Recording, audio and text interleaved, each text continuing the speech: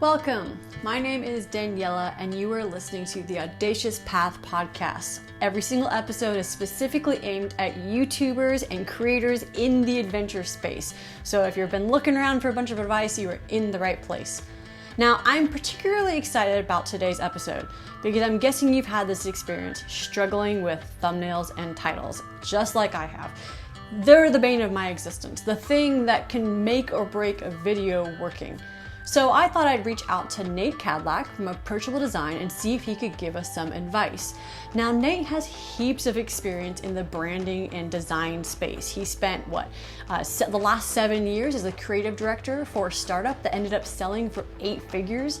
He's also done branding and design for tons of startup companies and Fortune 500 companies as well. So the man's got experience, and there's a lot to learn from him in this episode.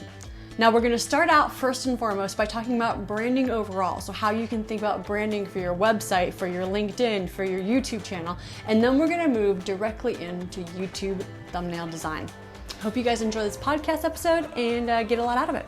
Yeah, I think confidence plays a huge role in this. Like being confident in the things that you design for. Like, for instance, understanding what looks good to you and why, I think, is really the root of great design. And if you can kind of understand why you like things, like why you like certain colors, why you like certain types of furniture in your living room, and just get really curious around those things, they start to help you make better design decisions because your confidence level just goes up a little bit. And also, like, studying different things has helped me personally as well. Like, you're not just understanding like design, but also like, composition within photography and then videography. Like, it feels like they all kind of like play together a little bit.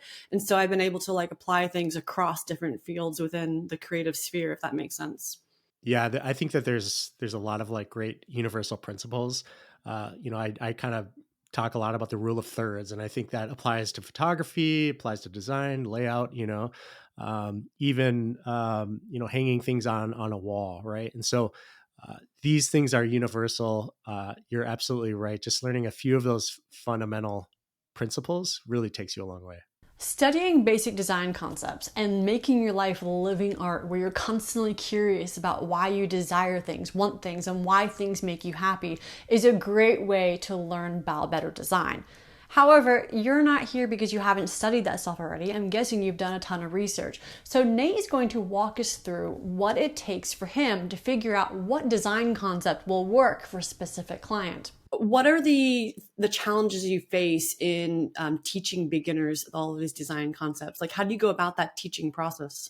There has to be sort of a curiosity on their part, I tend to talk to people who know that design matters. They just can't really, they're either pre-designers, so maybe they have a business that they have not hired a designer yet for, and so they find themselves having to DIY a lot of this.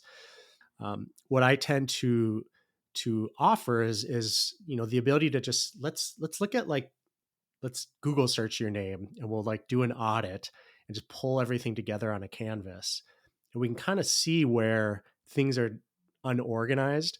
And really my, like, how I'm able to help is to come in and align all of these things and pull out some of the better decisions that they've made and create kind of a kit for them so that they have a new starting point for all new design projects.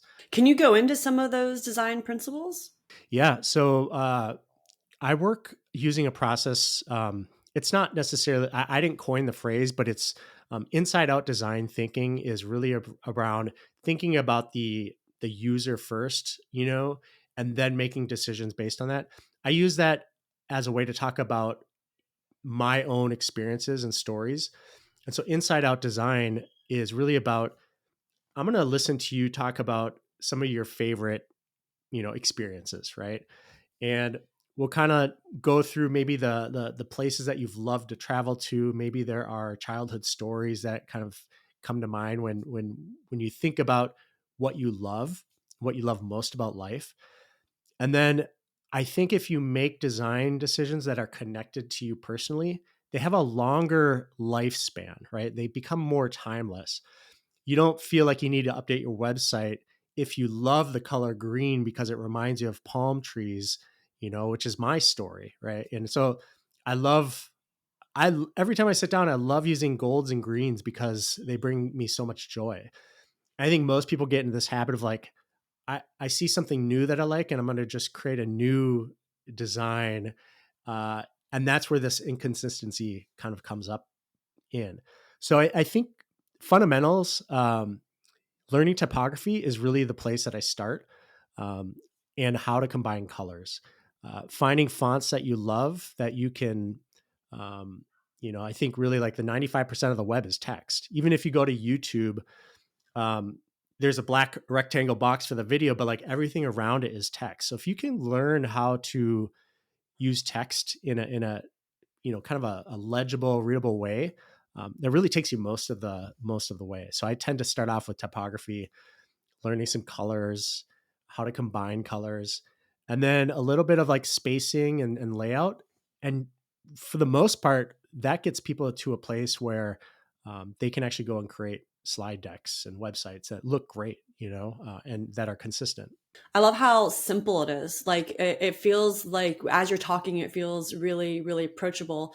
And the other thing that you said that really just I love is that it needs to resonate with you. Like this is something I'm just constantly trying to like drill into people is that whatever you focus on in your YouTube channel as well really needs to resonate with you. You can't just be copying people because you want to be successful because we're playing a long game. We're not playing a short game. We're playing a long game here. Yeah, when I moved to I took a trip to LA when I was about 18, and then I moved here later on in life. And um, I wanted to understand why I loved LA so much, And so I took on this project of just drawing 100 palm trees in 100 days. And it got me to this point to understand kind of like, oh, there's these colors, there's these commonalities, there's these patterns that are showing up. And if I just kind of extract those things and then use them in my designs, like it's so joyful to sit down and design something new. I'm not ever swayed by this year's color or some new website, design that's kind of taking off. Those are the things I try to help people avoid because they're everywhere. Like trends are everywhere. You can chase them forever, but branding should really be boring in the end. You shouldn't have to reinvent your brand every 6 months. One thing that struck me about what Nate was saying resonates with a lesson that I've been learning, which is that a lot of the rules that you see apply to the branding of big companies like Google or Apple or McDonald's don't necessarily apply to small channels like you and me. When you look at Coca-Cola, there's no face behind the brand. There's just the red letters that everyone so much knows, right? When you think about Google, you think about the rainbow colors and like the very traditional fonts that they use. But being a personal brand is completely different. There's different rules. And that's one thing that you should learn throughout YouTube is that big channels have different rules than small channels. And right here, what you're learning is the small rules that apply to you that your content needs to resonate. And the biggest thing that I will say that you should take away from this, the reason it needs to resonate with you is because you're an influencer. You're trying to influence, which means you're putting your brand out into the world, not taking other people's and taking it as your own. So I'm really interested in the psychological side of what you do. I have a bit of a background in behavioral science. So I almost got my PhD in behavioral science. And just like really interested in like how you think about psychology when you're thinking about design. Do you at all? Slightly controversial, but I don't really think about it too much, especially with colors. So for instance, there is such a thing as color psychology, right? Like you can go into a restaurant and they're most often will use reds and yellows. And I mean, there's exceptions to the rules with the branding and all that, but really like um, reds and yellows really create an appetite, right? And they get you to want to eat more. If you go to a store like IKEA, there's a reason why things are blue and yellow. They're more commerce related colors. These are things when you immerse yourself in these colors, they can have an impact on how you feel. The thing that I kind of pull away from though is we're talking about websites and YouTube channels. We're not really immersing ourselves in an environment that really can impact us in the same way. So when I talk about how to choose colors for yourself, I actually I think about what differentiates you from someone else. So I may do a light audit in terms of like who your competition is and what colors they're using, but I'm going to actually lean more on what makes you you. Let's choose colors that are personal to you, and let's not worry about the color psychology necessarily, because I think that differentiation matters more. So if you're a lawyer, you might be drawn to blues and purples because that's what a lot of lawyer websites look like. But I might argue that you have a better chance at differentiating yourself if you were to listen to kind of like what makes you distinct and choose colors based on that versus what you think is appropriate from a color psychological standpoint. You mentioned that when you go through and you're talking with clients, you spend a lot of time getting to know them and what they want. How do you balance that against what their audience or their client wants? Yeah, right. That's a great question. Um, Try to thread the needle on this one. I think the answer to me is always, if you're let's say it's a personal brand. Let's say you're a creator and you're building a business around you. Then I always think that you should just really optimize for what makes you distinct, right? So I don't think you need to worry too much about your clientele, because they're kind of showing up for you. And so you need to stand out in some way. And that's kind of generally who my audience is. That's who I tend to help. So if you have a YouTube channel, um, I would lean into all of the things that make you you and pull out design and color and topography from those experiences. So for example, a controversial opinion, but like Elon Musk is building cars like the Cybertruck. Whether it's successful or not, that's how he distinguishes himself. Like that idea has come from cinema, Blade Runner. A lot of his choices are sci-fi based. And so I think at the largest levels, like the biggest levels of business, you can still make personal design decisions to stand out and really build something that you want to see exist in the world. So, okay, so let's just imagine like I'm a brand new YouTuber. I have no idea like where I'm going with this and I need to design like my YouTube channel. What are the questions that you would be asking me to get the information in order to make those design decisions? So I tend to inquire about your childhood and just to see if there's any moments that come to mind, like that you think about often that bring joy to you, right? I may ask about your favorite places on earth that you've traveled to. Are there memories that you can think of that are just like that come to mind almost instantly? We basically kind of like have you answer about 20 questions or so. Uh, the way that I do this is I'll listen to you, or in my workshops, I'll pair you with someone and they'll listen to you. I think what's important is to have someone sort of objectively listen to you and just write down the things that you say, like the key words that you're kind of hinting on. So if it's a location or, maybe a color comes up, but we're starting to identify patterns. And so I might just have you answer about 20 questions that are kind of like, disconnected from each other, and try to spot patterns in those answers of yours and help you kind of define a few words that we can kind of anchor around. And then we'll start to think about the color associations that come to mind from those memories. And then I may go into topography. And so choosing fonts is it's a little bit more subjective, but there's some main categories of fonts that you can kind of connect to. And so I'll help you choose fonts based on their characteristics and then based on how you feel about them. And so a lot of these are just very personal design decisions that are meant to kind of like, we're not trying to be inspired by anything that's happening around us.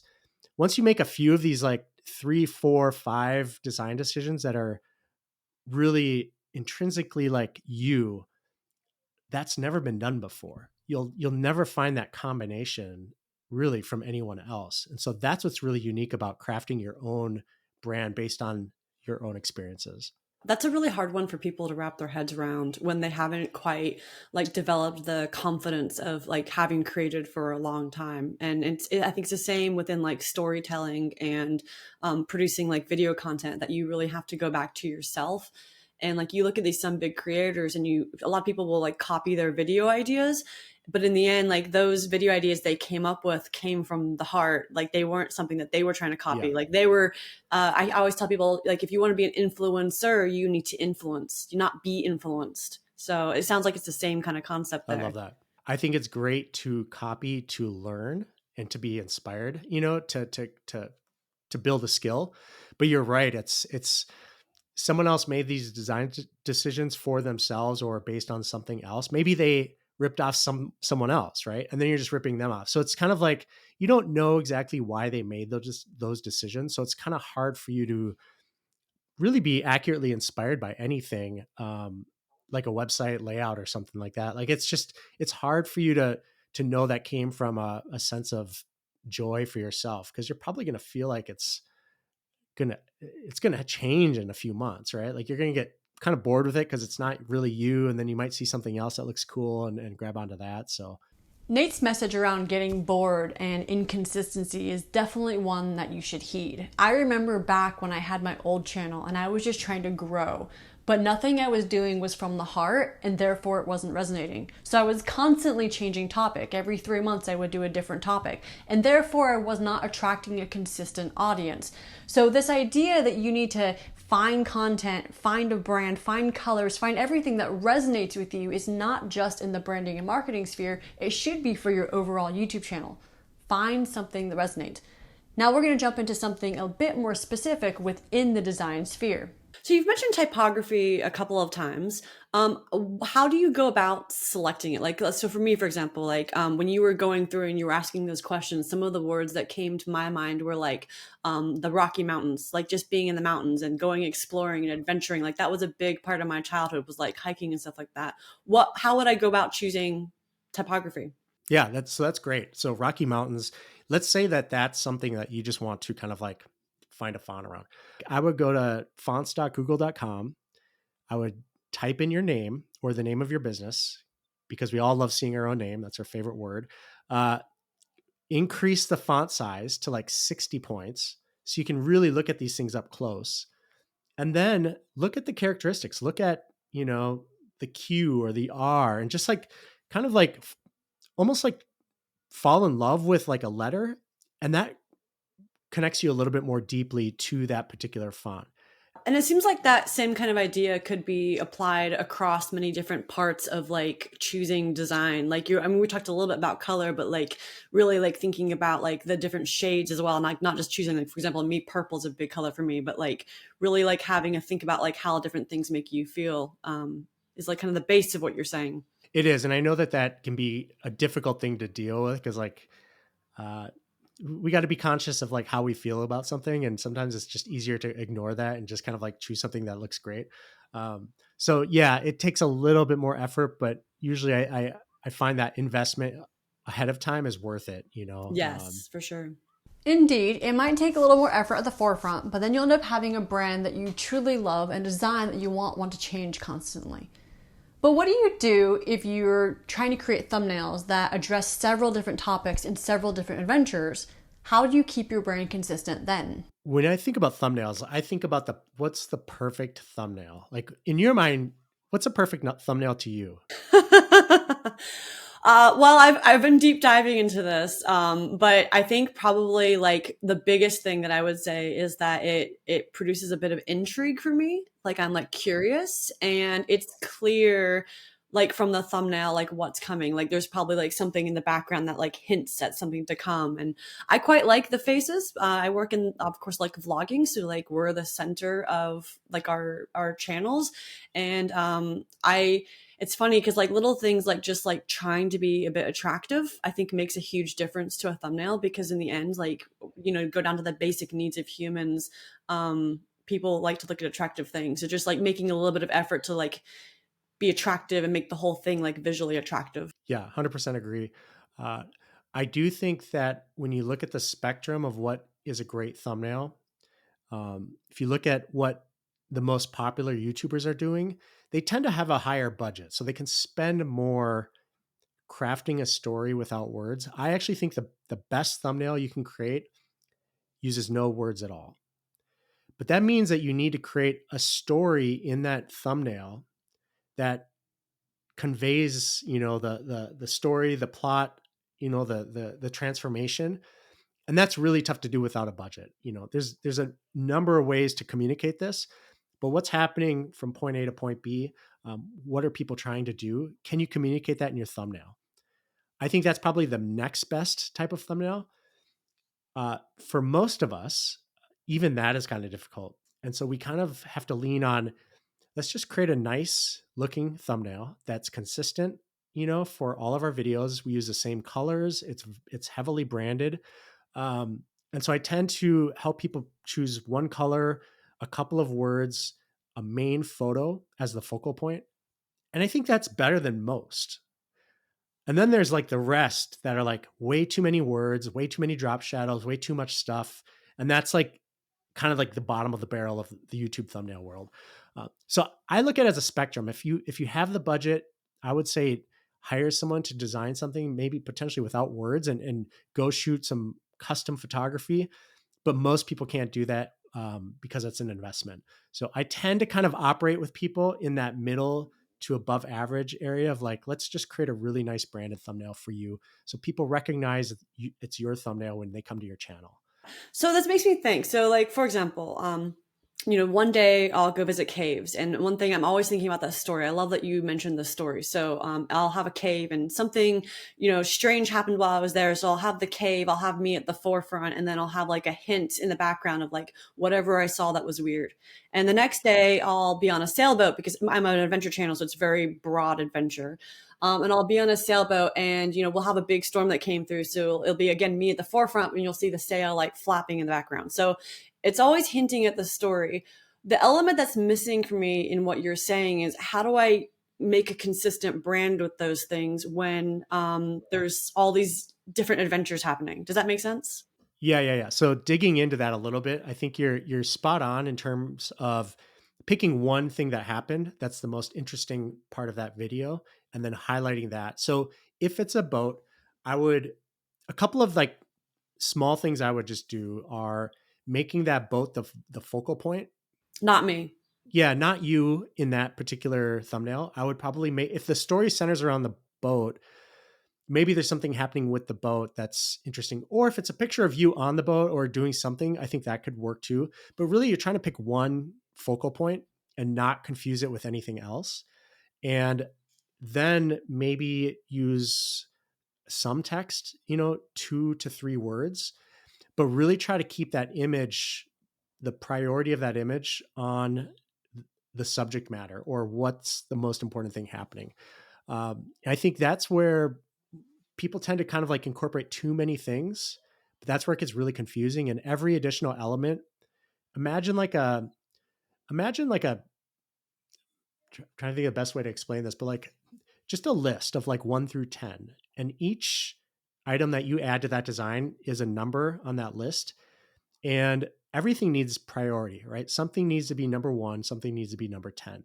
But if you have too many things fighting for attention, nothing's getting attention, right? Everything's kind of colliding with each other. So that's, not sure if I answered your question, but that I think it's getting to the point where simplifying it around a story and one focal point is really kind of the primary goal. So I just want to add one caveat to what Nate is saying here. A lot of times what I see YouTubers do is they'll edit an entire video that's, say, about sailing from point A to point B, and they'll have one thing that happens that's very exciting and it takes up maybe a 30-second scene, and then they'll surround their entire package, which is the thumbnail, title, and your intro. They'll design their entire package around that one thing that happened. The reason that this doesn't work, making that one thing the focal point, is because of retention, right? People don't know how long it's going to take till they get there. Unless that thing is the climax, the thing that you're working towards, if it's just something that happened that's really cool, but it's not really the focus of the episode, it's going to hurt your retention. And so we're not just trying to get people to click through because it might help with your click-through rate. We're trying to get your retention up because that's what the YouTube algorithm looks at. It looks at the average view duration alongside your click-through rate. So one example would be if you're going from point A to point B, you happen to see a seal along the way, the seal jumps on your boat. That's really, really cool. But the fact that you're sailing from point A to point B is the focus of the episode. We're gonna take a quick pause here. If you're like me, you're binging on podcasts, you're reading all sorts of articles, and you're doing everything you can to make your YouTube channel grow. The problem is that you can do all of that and still not go anywhere. And part of the reason why is because you're doing it alone. It's so hard to grow on YouTube alone. Even the biggest creators say that you need to surround yourself by a bunch of creators in order to grow faster. So that is why I have designed my Adventure Creator course, which is both a course and a community with every single bit of knowledge that I have gained from my research, from my interviews, everything that I've done. I've thrown it into a course, as well as a community where you can get supportive feedback so you can grow faster and you can get back out there adventuring. So if you're interested in signing up while it's still on sale right now, so the first 15 people get a huge discount, there's going to be a link below in the description, and let's get back to the episode. So then I guess my next question would be when should a YouTuber decide to make themselves the focal point? Because I'm thinking about like my favorite YouTuber, Ava Zubek, like she's always the center of every single thumbnail, and around like in typically like blurred in the background is like a hint about the story, but she's always like the center of every single thumbnail. So how should me and other people think about using that kind of same design, if that makes sense? I think if your YouTube channel is smaller, I don't think you need to be the center of attention. I think you're probably not recognizable enough. And so you really want to anchor on the story itself. As you grow, as your audience grows, you might be more recognizable to be clicked on in a search result. You kind of have to think of this through the lens of someone who is just seeing your channel on a sidebar, maybe not searching for it. What's going to get them to click through? Is it going to be you? Are you recognizable enough? And if not, anchor around the story itself. Yeah, that's for sure. Okay, so then let's take another example. Let's say like I'm going to visit a specific location. How would you think about designing that? Well, I would always go back to, is there something that's happening? Is there a conflict that's happening at that location? What is part of that story that I can extract out, like that single storytelling aspect? Can I anchor on that first? If I can't, if it's just the location, that's going to be probably the most interesting because maybe someone's searching for that specific location. I would make sure that that's pretty clear. If there's no recognizable characteristics of that location, I would even go find a stock photo. I would go to AI, Midjourney, and maybe even create something that's a little bit more interesting and try to find the most compelling representative photo for that particular location. Yeah, that's interesting. Because one of the things that I do in my course is I teach people that, like, even though in the adventure sphere, so much of what we do is unpredictable, and people seem to like they have this idea that like, oh, well, like you can't plan an adventure, like there's no way you could possibly know what's coming.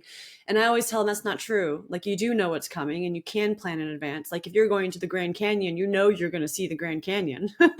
Like you might trip and fall and break your leg or whatever it is, but you also know you're going to the Grand Canyon. And thinking ahead of time can also help people think about their thumbnail. Like I always tell people, like try to think about your thumbnail before you actually start filming. It might change because we're in the adventure sphere, but 99% of the time you can actually think about it in advance, and that can do a lot to produce something that's pretty high quality. So That's the best advice, honestly. Like and I guess I would have expected that, but like thinking about what that video is going to be ahead of time, thinking about the title, thinking about the potential story that's happening and the thumbnail, right? Doing that planning ahead of time is absolutely the best way to approach this.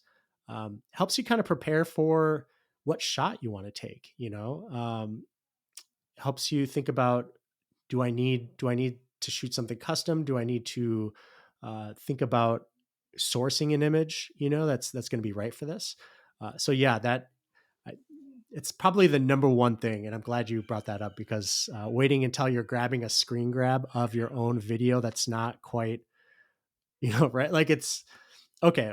That's kind of game over at that point. If there's one thing you take away from this episode, it would be to think about your thumbnail well in advance of your edit, really in advance of your filming, because it's the one thing that can really make or break a video. Are there any like little tricks that YouTubers can do to make things just look a little bit more professional? One thing that I always tell people is just like, if you want to get to the point where you understand all of this and you can make really educated choices, but they're in the beginning, one of the easiest things that people can do in videography is just add a little bit of depth of field, something like that. Is there any kind of like same tricks that people can do in the beginning when they're just don't quite understand everything? I love that so many of the photography principles also apply to this because it's so true. The depth of field, what I teach is it's like layer stacking. So layer stacking is meant to create a depth of field, right? So you might have a background, like let's say you have a single static image of you in front of like an ocean or something. I would try to remove the background of you and then maybe blur out the ocean behind you a little bit to create that same depth of field. It could be with really anything. Um, Using text and having it overlay kind of behind you also creates that sense of depth of field. So, absolutely, depth of field, I think using layers in Canva, in Figma, in Photoshop, whatever your tool of choice is, you can do this. So, I think that that's important. Um, the the main thing though is I always go back to the rule of thirds. So like photography, you have four sweet spots in an image when you divide an image horizontally and vertically into nine equal proportionate spaces. The four intersecting points are where our eyes naturally are drawn to, and so if you're highlighting a guest, or yourself, I would put your eyes on one of those four sweet spots, and then the text on another sweet spot in that rule of thirds. And what that does is it just naturally creates flow between elements, and things look a little bit better. They just look like they've been properly designed just because you've kind of made things have a proportionate amount of space between them. So I would start there with the rule of thirds. I prefer to use sans serif fonts for thumbnails. I think we were talking about serif fonts before, but when you get small, they start to break down quite a bit. They're harder to read. So I would find a sans serif font that works well for your thumbnails. And then lastly, contrast. So um, if you have a dark background or a dark image, I would automatically use light text, right? Don't try to work with dark elements on dark backgrounds. Just immediately think about like, what can I use to help this stand out a little bit more. And so if I have a light background, I might use dark text. So just simple heuristics like that, where I would just create high contrast, depth of field, and then using the rule of thirds usually gets you, you know, much farther than most people will go. Yeah, yeah. And it's kind of funny, as I've dove into YouTube even more and more, I've really gotten to like camera presence. Like that's one of the things that I'm studying right now.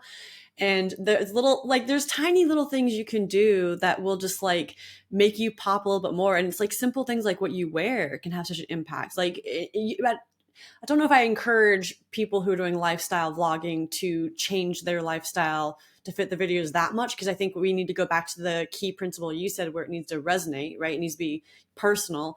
But like just wearing like a bright colored shirt at sometimes in a thumbnail, I've seen how like contrast with like the white sails and the white sailboat can like help add a bit of contrast and stuff like that. So No, that's great. I love that. I love that you're thinking about that, but you're absolutely right. And if you're looking for ways to help, an outfit or something stand out more, you can desaturate, background elements. So you can make the background image grayscale, if you have color on top of it to help that stand out. So always be thinking about different ways to help that contrast.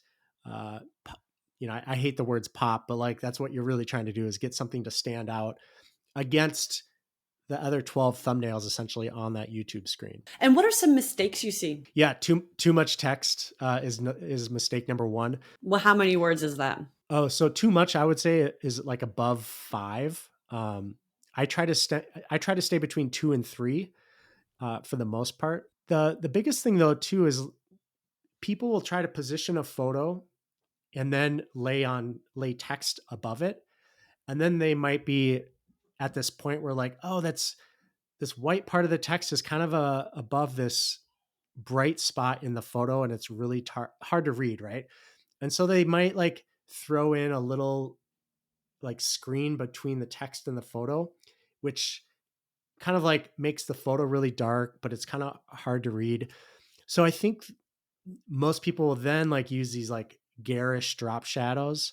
Um, what I try to do is help people say, remove backgrounds from a photo so that you can get a clear kind of cut. Maybe use a colored background and then lay the text on top of that. What you're really trying to do is increase contrast and legibility. You don't want text to be misread, but you also don't want these like horrible looking drop shadows covering, over everything. It just looks really kind of generic. And it's tacky. Yeah. Yeah, or So like outlines, like bubbly letters with like outlines. Yeah. yeah, like yellow text and then black outline. Yeah, I know. Same thing. I'm like, please stop doing that. Yeah. But I also think like thinking about like font choice can actually impact like that as well, because like I've learned like I have I forget which font it is, but it's a pretty bold like adventurous font. Like it feels like adventure, and I found it to be so much easier to read where I don't have to like play around with it as much because of the font I chose as well. So like they kind of interact. It's not just one or the other, I think. Yeah. You're right. There's a couple of like really subtle things you can do with one font. So if you're talking about a unique adventure font that maybe has one or two styles, what I tend to help like advise people to do is to, let's say you have 3 words, right? 3 words as part of your thumbnail. There's probably one word that's not as important, right? And so what most people do is just type it out, left align it, put it on the thumbnail. Uh, but instead, maybe decrease the size of one word. So it just is a little bit smaller. You're giving one word a little bit more primary focus, but then maybe the top word that's like the word the is very small, kind of bumps it down in that list of priority. And so someone's not looking at that right away. And so you can just increase contrast by sort of like adjusting font size. What kind of tools and software do you recommend people to use to do all of this? I'm thinking like, what tools would you offer for a beginner and then someone who's trying to like level up a little bit? I think I think Canva is great for beginners. The the one thing that I don't love what I don't love about it is that you're kind of working in one sort of orientation, one size. What I love about tools like Figma, um, and it's a free tool, to use for yourself, but it's more of a canvas, and so you can kind of move things around and play with things a little bit more. So when you're trying to determine your style, how something should look, having a canvas and just being able to move things around that way, I think gives you a little bit more kind of flexibility to experiment. And then once you find something that you love, then you can maybe bring it into Canva and just create a template for yourself. Yeah, well, I used Canva in the beginning as well, exactly as you said, and it helps me understand how they organize things because, obviously they're professional designers, so like I understood like okay, this is what the placing things here, and I started like asking like why. Now I don't use any of their templates, but I do think like what you said before, like it's a good learning place. So, yeah. One thing I will add here is that I use Canva and I think it's absolutely amazing. I use it to customize right now. So I pay $12.99 a month and I get to remove backgrounds. I can add custom backgrounds and I find it to be absolutely amazing.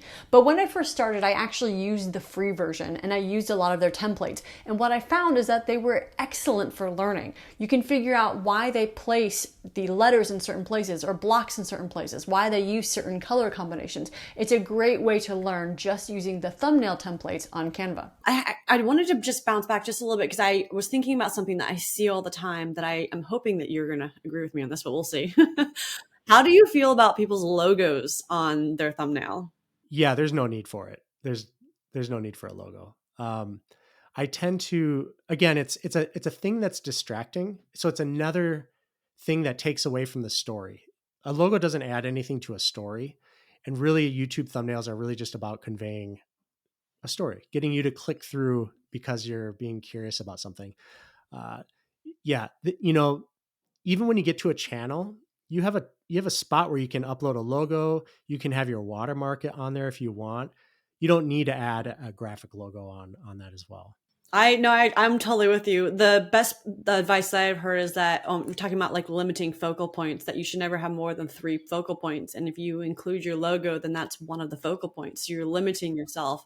And the other thing is that like people, if your logo only matters if you're already known, in which case it's like they can already see your name. You go scroll through YouTube on your phone, on a device, whatever it is, like you can see your name underneath there. Like people who want to find you will find you. And having a logo on, I think, hurts finding new viewers. And that's where, like, if you want to grow, you really need to attract new viewers. So Yeah. And most people only have like one or two versions of their logo. And when they plop it on a thumbnail, it looks so bad because they don't have a reversed white logo, like they don't have something that looks clean. And so it's just, or they haven't thought about what a logo looks like when it's 20 by 20 pixels, it's just usually mush anyways. So like, yeah, just stay away from that. at the heart of it, crafting a really good, compelling thumbnail is telling a good story, right? And when you develop skills for creating good thumbnails, that flows through to creating good videos, and vice versa. When you learn camera angles and composition and camera movement, all of those things, those are about telling a story visually. And that's how you do a really good thumbnail. You tell a visual story. So when you learn one, it helps the other, and vice versa. Now, one thing I will just add here is that when you create a thumbnail, it should never be created in isolation. You should always be thinking about the intro that you're going to create as well as the title. Those three should never be created alone. They should be created together. And I'm going to link an article below where you can read more about that. Awesome. Well, thank you for your time. What would be one last piece of advice that you would give to aspiring YouTubers if they're just wanting to overall improve their overall design and thumbnails specifically? Yeah, what I'd love to tell people to do is just Google their own name and then kind of pull all of the things from the image search onto a canvas and really just kind of look at like what are the things that I can do to improve? Like where am I showing up inconsistent? And, if there is no consistency, like what is it that you love about what you've published already? And then you just kind of anchor on a few of those key items. And then just start slowly take a day and build a new LinkedIn profile banner, right? Or take a day and improve your homepage, and just don't try to approach everything with like, I have to do it now, but just over the next couple of months, pick one thing a day to improve. And before long, you'll have a consistent brand online. That's awesome. Yeah. And I love the fact that you've said, like, when you said that it should resonate, I was like, oh, this makes it like, it's just like so in line with everything that I've been saying. So that's awesome. And how can people find you, and what are the services you offer? Yeah, you can find me on X. My last name is Kadlac, which is my username. Approachabledesign.co is my company. And I really, one of my main things that I offer is a creator design kit that helps you make better design decisions, and in the end helps you build a kit that's your new starting point for every new design project that you start. That's awesome. Sweet. Thank you so much. I appreciate your time. Thank you for having me. This was great. Thank you so much for having listened. I truly hope that these podcasts are helping you grow in some way. And one way that you can say thank you and help me reach more people is by reviewing this podcast on Apple Podcasts or on Spotify. It really does help to make the podcast get exposed to more people. And hope you guys enjoyed, and I will see you at the next one.